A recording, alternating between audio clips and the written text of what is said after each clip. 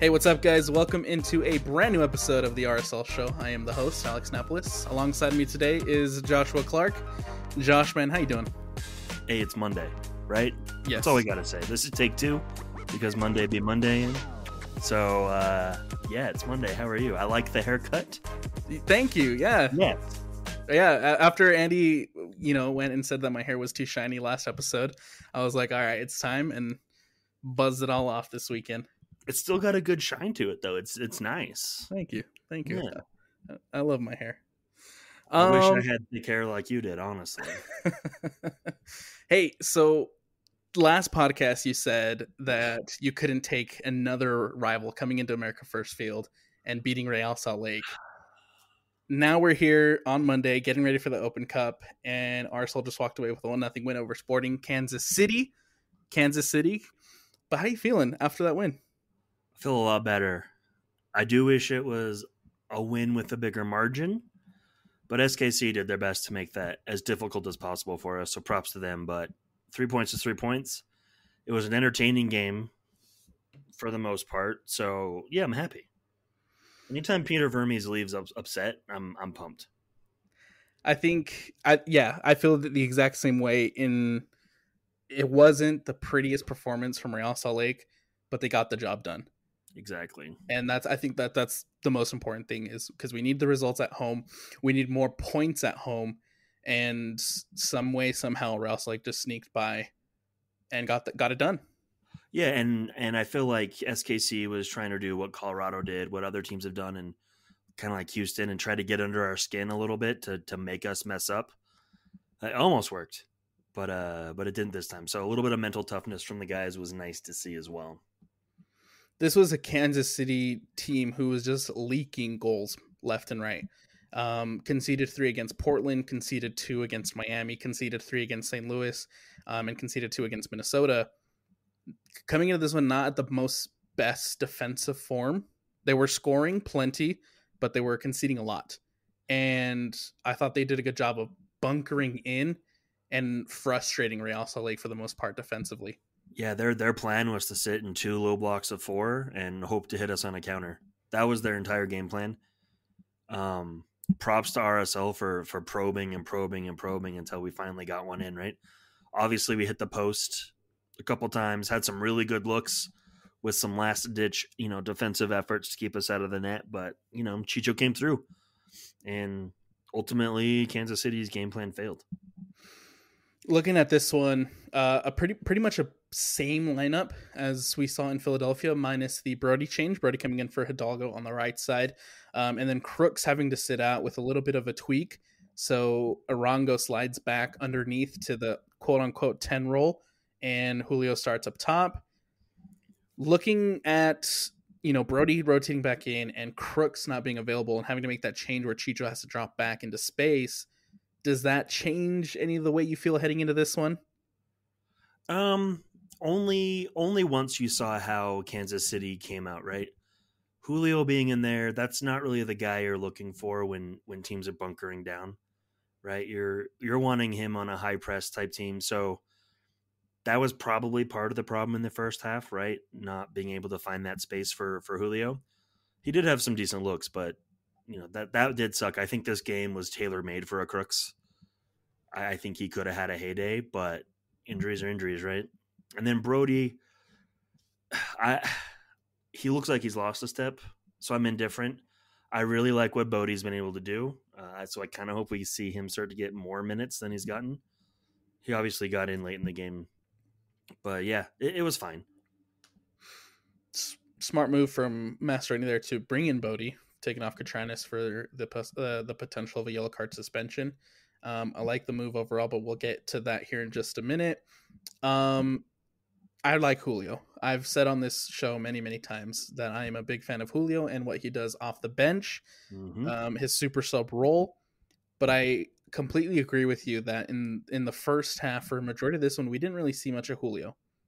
And it's not really his fault, right? That is the way SKC game planned. Not even that too, with like the way that Kansas game plan, but at the same time, like you can tell the chemistry is not really there with Barajas. You can tell the chemistry is not really there with Gomez, with Chicho, because we really haven't seen Julio as much, I feel like, as in previous years when he is healthy, compared to, what we're seeing this season.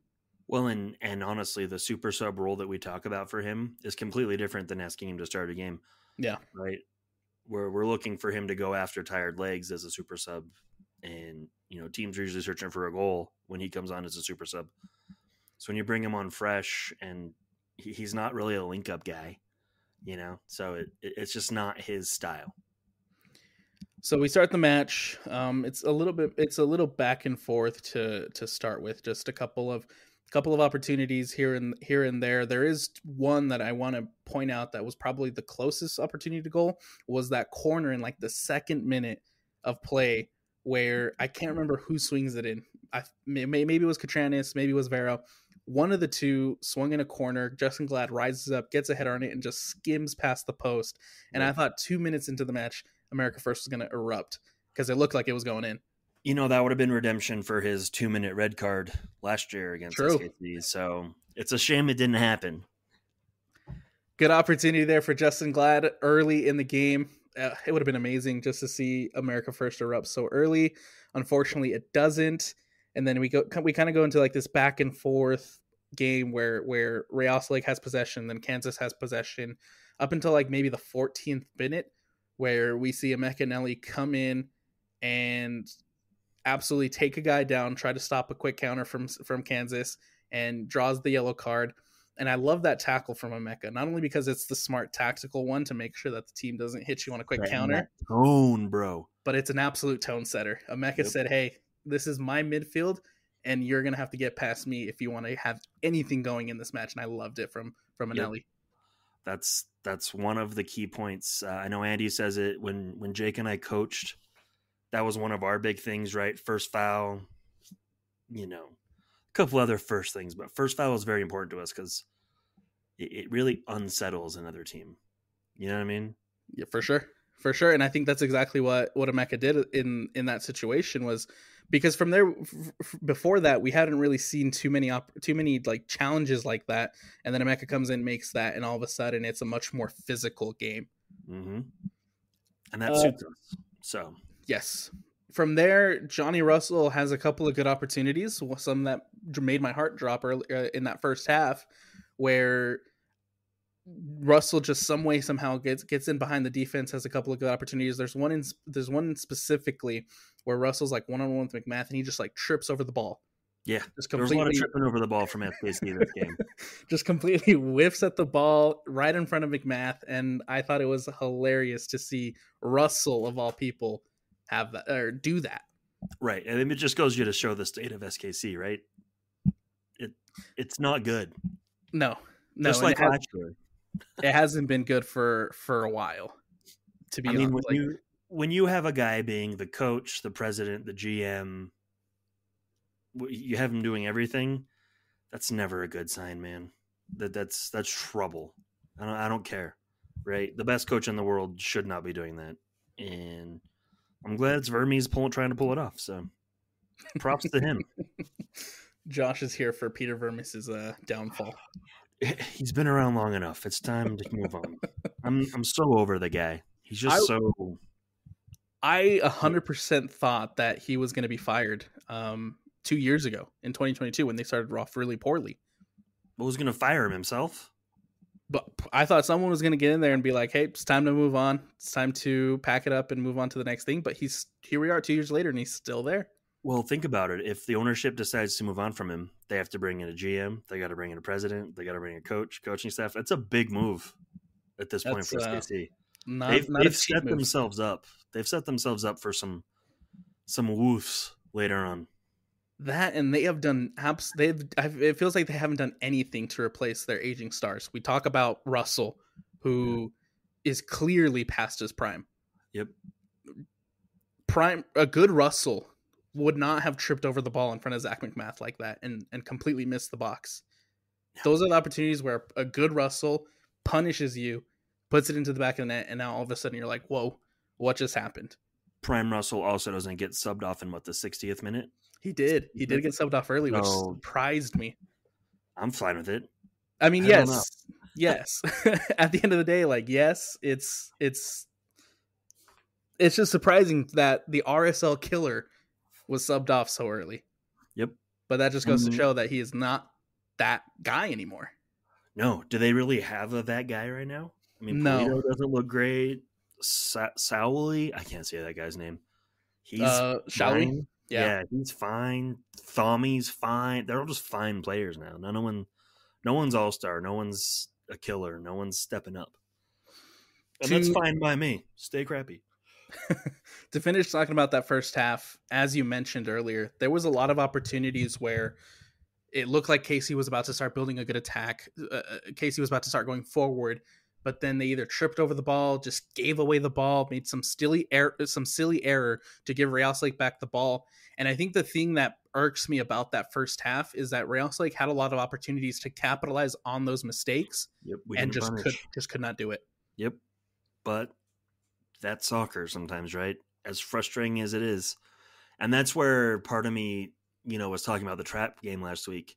Mm-hmm. Those are the games we seem to not punish teams, right? And then it comes back to haunt us. So, getting late into the 80th minutes of the game, I was getting a little worried, right? I wasn't getting worried that SKC was going to score, but walking out of there 0-0 was not going to be a good time for anyone.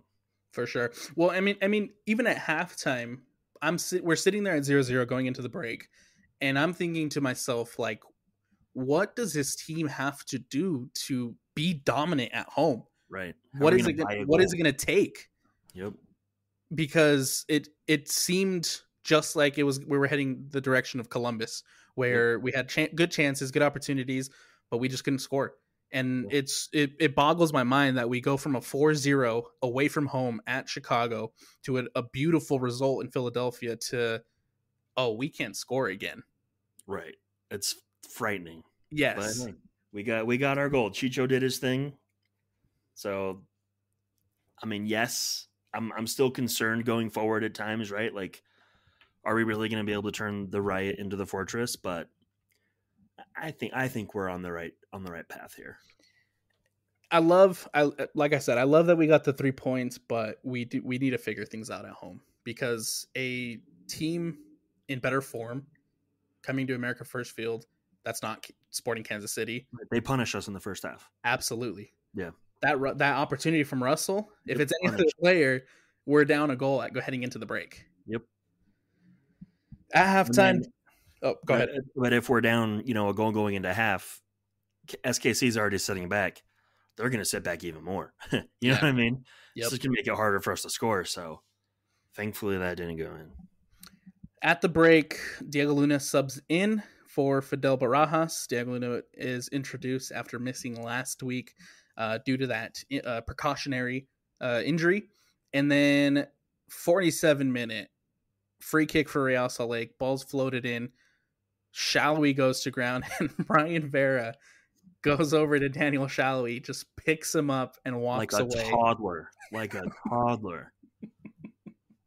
Unbelievable. I loved it. It's such a funny moment, because Shallowy's like on the ground trying to make a meal of it, trying to get the referee's whistle, and Vera's not having it. Just goes over, picks up Shallowy, puts him right on his feet, and the entire Kansas team just runs over to Vera, trying to start something with Vera, and then the referee's like, yo, we got to stop this. Amazing. The most pathetic bit about that was Thomy. I'm like going to call him Thomy because he's stupid, but he runs over to try to get in Vera's face, pretends Vera hits him somehow, even though he runs into the referee. Yeah. He drops like he's been shot. Like, but you bumped the referee, dude. What are you trying to get out of this? That's pathetic. That was pathetic. The reactions from Kansas was terrible. And to do that, not even that, like, let's say Vera did, like, because obviously Vera did throw like a little shoulder, but the referee is standing right in between them, so he's going to hit the ref. Right. So it's clear and obvious that Thomy just flops right in front of this official, and the ref's just looking back like, I can't believe the ref didn't give him a yellow for that. Yeah. Brian Vera just comes in and sets the tone now for the second half. Mm-hmm. 2 minutes into it by picking up Shallowy, and I loved it. Yeah, it's a shame it got him suspended for LA, but I think it may have been a spark we needed. And let's be real, it absolutely sparked the fan base. So It did. It might be a worthy suspension, in my opinion. Of note, Brian Vera will now no longer be available Wednesday because of the red card he received in Houston for the Open Cup. We'll get to that. And unavailable Saturday against LA Galaxy, which is we go back to talking about depth. Sure. Great that Vera's going to get a week off and kind of recover a little bit, not have to play a game for a week. But tough situation for LA. It is. But, you know, it's funny that his suspensions are kind of back to back for 2 Brian Vera moments. I kind of love that. But, you know, it does suck that he's going to miss the Galaxy. But at the same time, let's see this depth we talk about.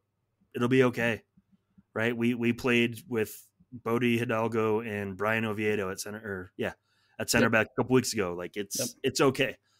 As long as this group believes in each other, I don't think what's his name, Quinton Spencer, Philip Quinton. I don't know where Spencer keeps coming into my brain, but apologies. I think he'll do fine. He'll step in next to Glad and he can make, you know, the moment for himself. So whatever.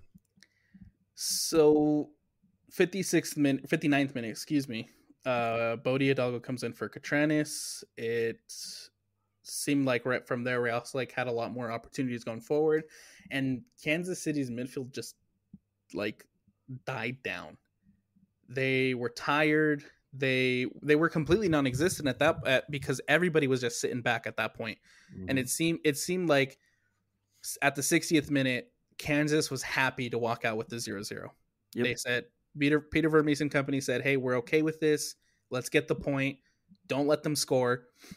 And the entire midfield, you can just see them sitting back. And anytime Kansas would go forward, they'd have 3 in the attack, and everybody was just behind the ball defending, even though they were the ones going forward. Right, and those clearances never even got to those 3. Our center backs were cleaning that up before it even got to them and just reigniting the attack. It was pretty relentless, and I think that's where some of the frustration comes from not punishing more.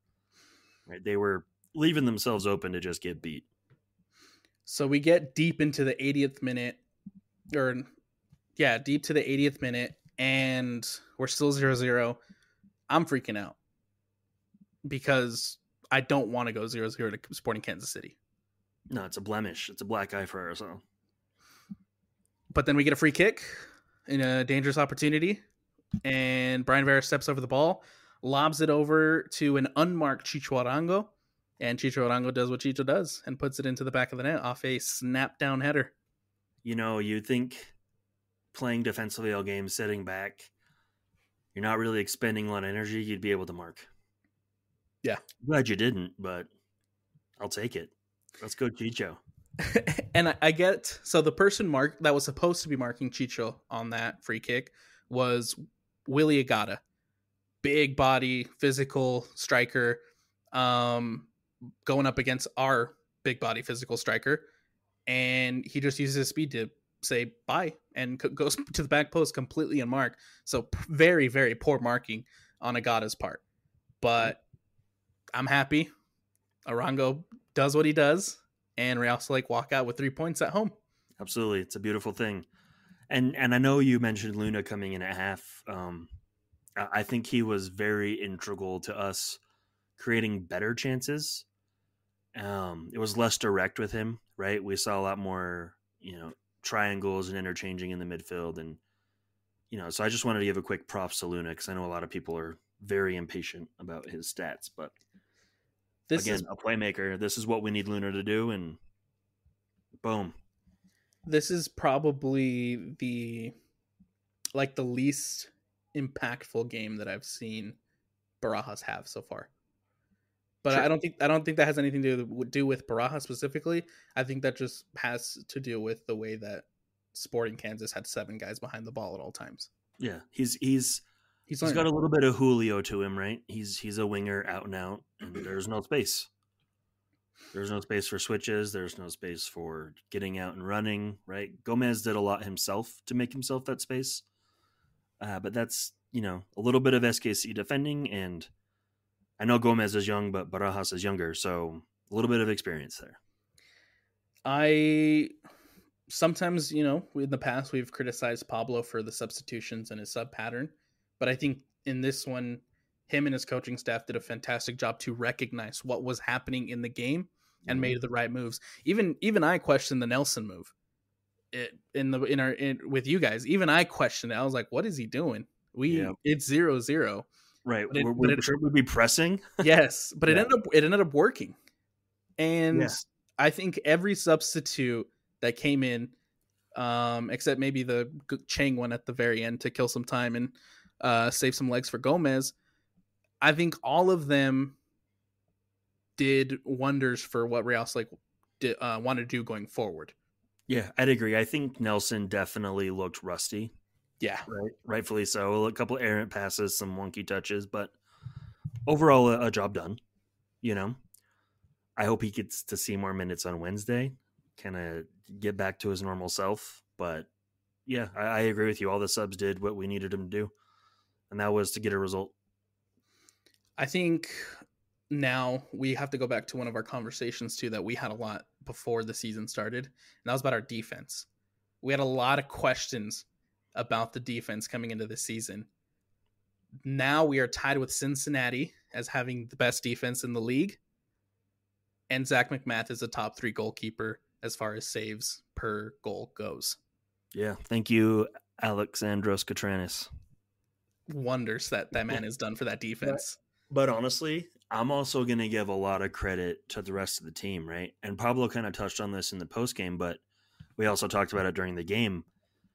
But when your defense is confident that they're going to be protected by their midfield and are protected by their midfield, and that the offense is actually going to do something, it's a lot easier to play solid defensively, right? Again, it has to be a cohesive unit. So if you have all the trust in the world in Chicho and he trusts you guys to keep the clean sheet or to clean up defensively, it's all going to go well. So, yes. And you can definitely see that the Vera Glad partnership is paying off. Glad's looking a lot better than he did last year. And then again, Anelli and Ojeda just demolishing that midfield to protect the back line. It's incredible. Yeah, we have to give a lot of credit to Justin for sure. Yeah, for improving on last year. But even, going back to Chicho, how many times did you see Chicho come back and make a defensive tackle, or Gomez, or Barajas? They were all getting back. So yes, they're defending as a unit, not just as a back four, and it's great.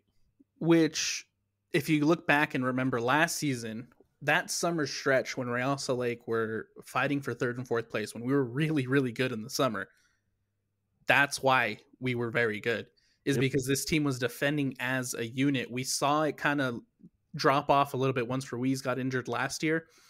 We didn't see it consistently through the first 5 games or so of the season this year. But now that we're seeing it, that's why this team has gotten so much better defensively. 100%. And you can see it. And you don't have, a Savarino in there not putting in the effort. You don't have the locker room drama of Masovsky and of Savarino. So, yeah, it just all seems to be better vibes, better teamwork. The Athletic released a chart earlier this morning that I found very interesting regarding the top goalkeepers, saves compared to goals. Zach McMath being in the top 3, I love it. I think Zach deserves some flowers. We often don't give Zach enough credit, and I think he's absolutely earned it so far this season. Oh yeah, I mean, he's definitely a shot stopper. There's no doubt about it. And I know a lot of us are ready to see Beavers get more minutes, right? Kind of look to the future, but Zach's doing his thing, and we have to just be thankful for it because, yeah, we haven't had, 1 goal against in the last 4 games. It's incredible. Yep. And to look at that chart too and see Hugo Lloris at the bottom and so being great. In last place, it's amazing. it just goes back to show you that just because you played for Tottenham or for France or, you're a DP goalkeeper, even though he's not, but sometimes the name doesn't do it all, right? Even Roman Berkey this year is having a rough time. So MLS is a different beast. But Absolutely. seeing Absolutely. LAFC's new golden child struggling like he is fantastic. I mean, he shipped 3 goals against San Jose. Who is at the bottom of the table fighting for the wooden spoon, by the way. Yep. Yep. And watching his reaction to getting those goals scored on him, like you can tell he's questioning his life choices. So Real Salt Lake walk out with a 1-0 win over Sporting Kansas City. They make that 3 wins in a row, 7 unbeaten straight for Real Salt Lake. Last loss coming March 9th against Colorado. Oof. Look, I just want to finish by saying, like, it wasn't a pretty result. It wasn't by any means the best Real Salt Lake that we've seen so far this year, or even the Real Salt Lake that we saw last week at Philadelphia.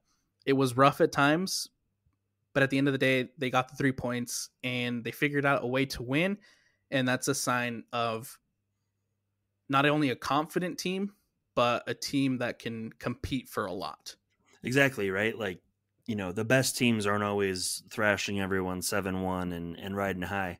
The best teams are the ones that can get a result out of, bleak opportunity, right? Or tough opportunity.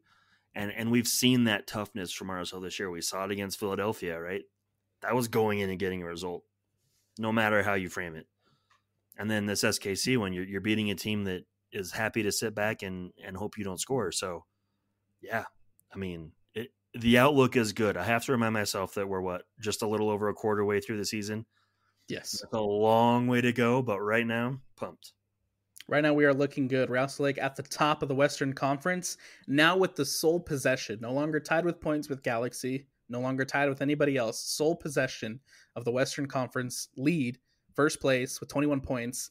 Minnesota with 20, Galaxy with 19, Vancouver with 4, Colorado with 18, Austin with 16, and LAFC with 15. For the first time since 2013, per WikiTray, Real Salt Lake owns sole possession of first place. Is that an omen? That is crazy. That it's the first time since 13. Those bad memories just flooding right back in.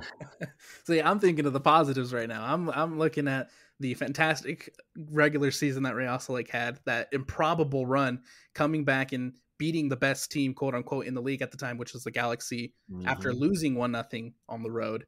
And who was it? Was it Schuler? It was Schuler with that beautiful header, the far post. I'll never forget. I will never forget. That year was one of the best years of my life until it wasn't. Then there was the 4-2 thrashing of Portland here at home in the Western Conference Final. Yep. Good times. I said, the best time of my life until it wasn't. First time since 2013, Real Salt Lake holds sole possession of the Western Conference. But now we shift our focus away from Major League Soccer for a little bit. Now we look at the U.S. Open Cup. And before we dive into the matchup, before we get into our predictions, let's take it over to socials and hear what you guys had to say about the U.S. Open Cup. We put out a poll this morning asking, do we still care about the U.S. Open Cup? A resounding 4% said absolutely not.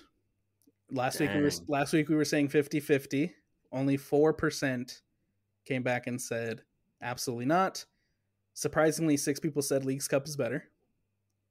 18% said we'll care once we get into the later stages, and 72% said yes, because a trophy is a trophy.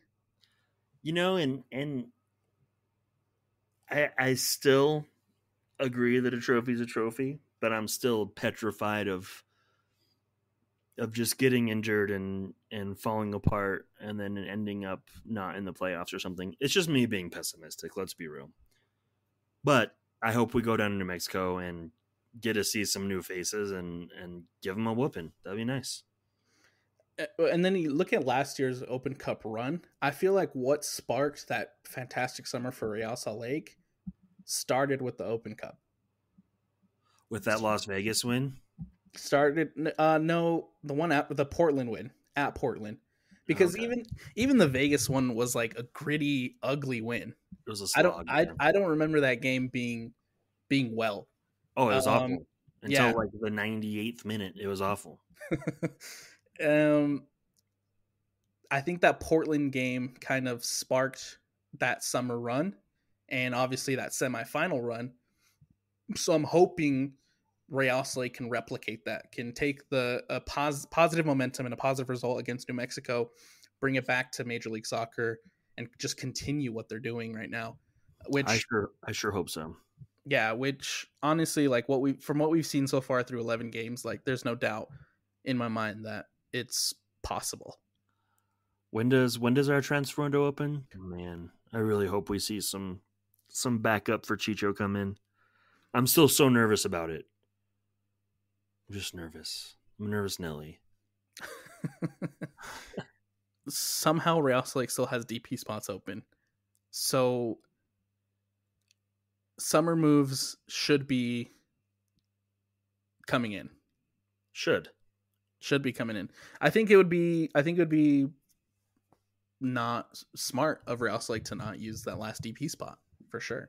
Yeah, and it doesn't have to be like a $20 million DP. I mean, just something. Some young, hungry, semi-proven goal scorer that can come on in the 80th for Chicho or start every third week, you know?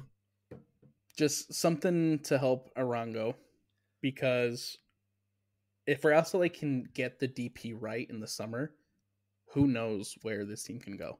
Oh, who knows? It could be incredible. Greenland Bob says this may be the easiest opportunity for gaining a ticket to CONCACAF. Take it. Yes. We're already in the round of 32. We have quarterfinals, semifinal, final left. Perfect opportunity. Yep. Or excuse me, 16 quarterfinal, semifinal, final. Games. Yep. Anne says all cups are useless. Caleb Reeves says, especially now since it's the easiest to win this year, now that only a few MLS teams are actually competing. And then Brock's Kick Closet says, absolutely wouldn't be driving 10 plus hours one way if I didn't care about it. Over 100 years of history, oldest team sport competition in the United States. Love it. Christian626M says, let's prioritize MLS Cup, but once we get further down the line, we could prioritize Open Cup if young players perform the way that they should. Mm-hmm. And I think that one's perfect because I do believe that we're going to see a lot of young Monarch players playing on Wednesday. Not purely Monarchs players, but guys like Gozo, who has been starting a lot for the Monarchs, will most likely be playing. Probably Jackson. Yes, I do think Jackson plays. I think Hidalgo plays, honestly. Yep, Tommy Silva. Gavin, obviously, in goal. Yep. Palacio probably in midfield. Yep. Up top is my question. Yep. Though. Do you go Julio? I think yes. Because really, like, that's the only option as a striker. Right. Or Matthew Bell, I guess. Yeah. Yeah. And even Gozo, like, it really depends too where Gozo lines up, because Gozo can play across the front four. Sure. So it'll depend a lot on where, and so can Matthew Bell. Yep.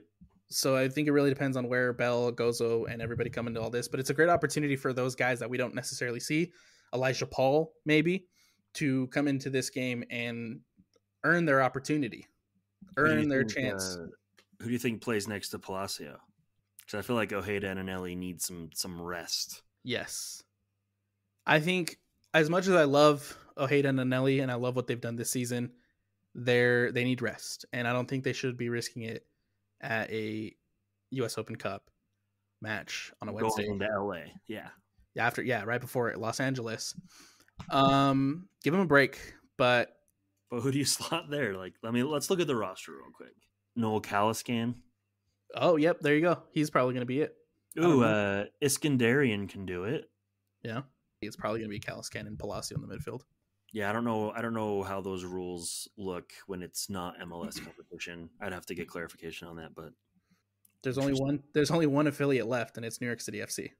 Interesting. All right. Well, let's get it, boys. Let's get it. Everybody else is MLS team or an or USL team.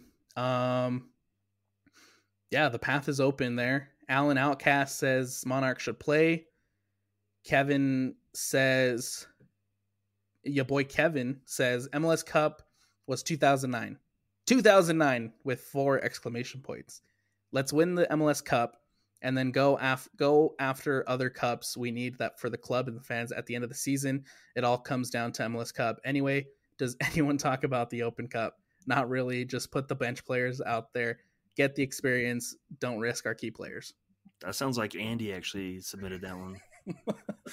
That is Andy's burner. Alrighty, then we have a nice long post from Roundy. Some good insight here. I'm going to start it here. He starts with a long post regarding the U.S. Open Cup. As someone who's been down the Open Cup road with my former team, Crucial Tackle SLC, RIP, by the way, I actually remember hearing about them. I don't remember where and where, but I remember that name. I've experienced firsthand the excitement and potential for Cinderella stories that this tournament offers, but let's be honest, Americans haven't quite embraced the fervor for cup competitions like they do in other parts of the world. Despite my personal desire for more engagement in the Open Cup, it's clear that many are still hesitant to fully back it. I'm passionate about this tournament despite its challenges, and I believe it deserves more attention in the American soccer landscape. Here are my thoughts broken into pros and cons. Pros. Inclusivity. It welcomes all clubs from amateurs to MLS teams, fostering community and providing opportunities. Yes. Cinderella stories. Memorable upsets showcase the tournament's magic and unpredictability. Agreed. Hence us losing to DC United, the worst team in the league. Happens.